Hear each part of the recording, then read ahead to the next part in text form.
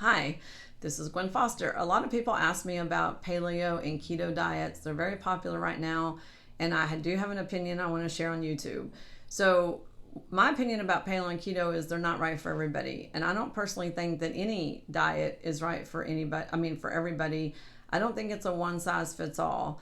And a lot of my clients that have been on paleo and keto for, a while, like 6 months to a year, are experiencing some things that are not so great, and I want to try to explain why. And you should look into this depending again on your blood type, and also it may have to do with your digestive health. So paleo and keto, initially people, you generally feel better because they were avoiding fat and avoiding meat maybe, and their brain wasn't working right, so they start doing paleo and keto, and then they start feeling better, like emotionally feel better, because the brain needs fat and the brain needs amino acids. So those things correct pretty quickly, like within a month.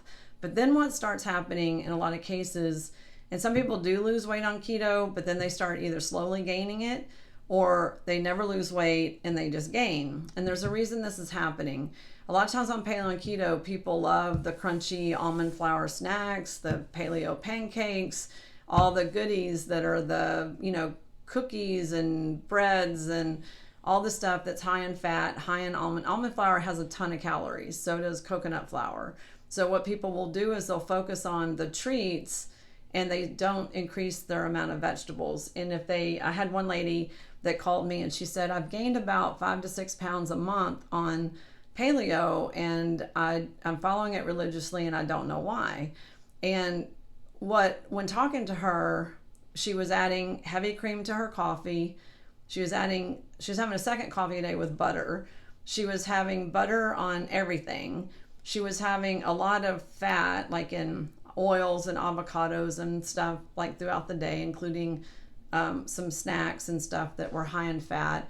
And she was having no more vegetables than she used to have, like 1 or 2 servings a day.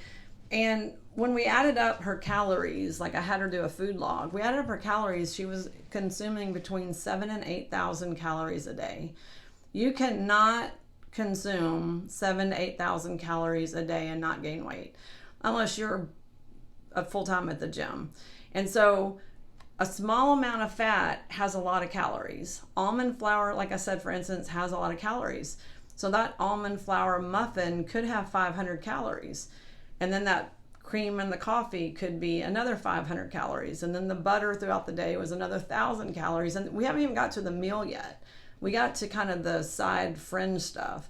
So it's super important to, if you do paleo keto, it's super important to count the calories because you still have to keep that in check.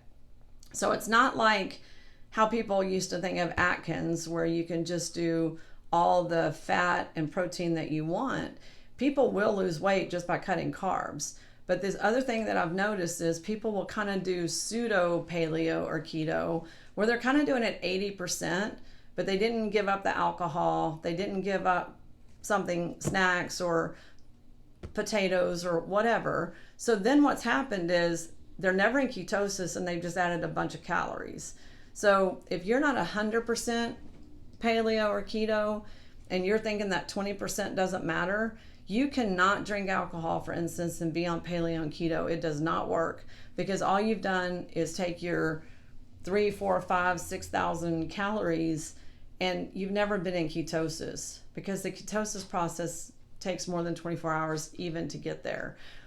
The other thing is if you're a blood type A and or if you have any known liver issues or you don't have a gallbladder, paleo and keto can be very hard on you because that extra fat, if it's not digested properly, especially if you don't have a gallbladder, then your body's going to start storing fat.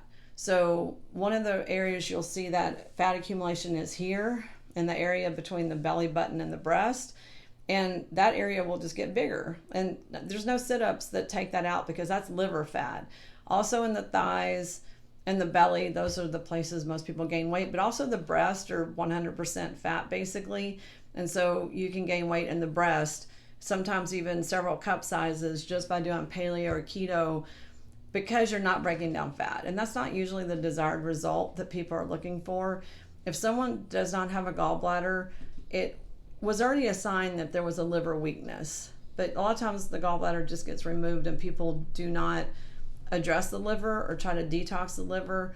And I would recommend liver detox, liver cleansing, but I would also recommend that you take a product called Biomin by Apex or some kind of ox bile product every time you eat fats and proteins, so that you are digesting the fat instead of just storing the fat. So diets are not a one size fits all. You know, back in the, I guess, well, I don't even know, all the way back into the 70s, some people could do Atkins and gain weight. Some people would do Atkins and lose weight.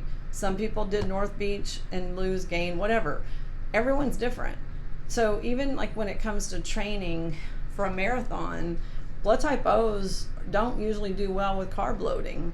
Blood type O's can usually eat that bowl of pasta or those 3 bananas or whatever and pass right out, you know, because their blood sugar works differently than the other blood types. They actually do better usually on a sugar busters or a blood type O diet.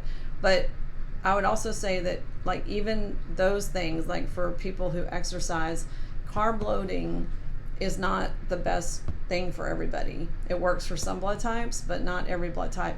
So it's a good idea to look at your blood type. There's a separate video just on blood types. I hope you enjoyed the information.